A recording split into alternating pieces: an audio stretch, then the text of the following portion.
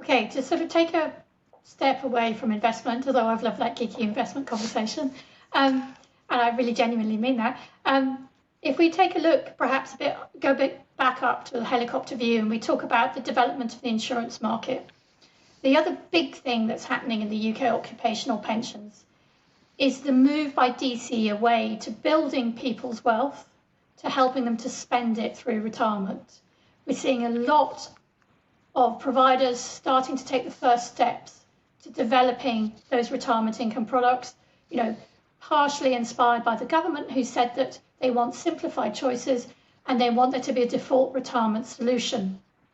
Now, everybody you talk to in that space, when they talk about solving the conundrum of how you make sure that somebody has enough money for their entire lifespan, is how you manage their longevity risk.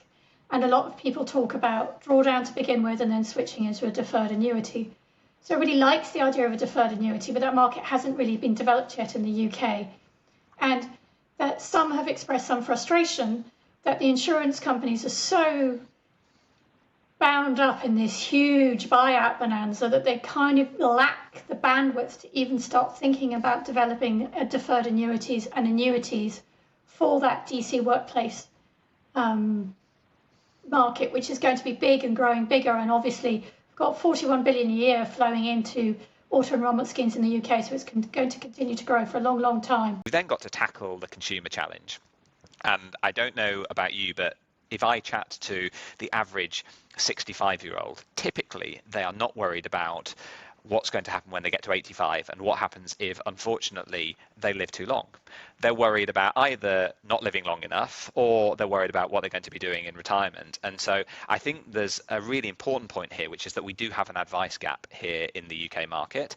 And what we need, in addition to having the right talent focused on products and developing great products for consumers to buy, we also need to be working much more with consumers. And that's something we're being really thoughtful about when we think about the plethora of different options people need to be considering as they save through to retirement.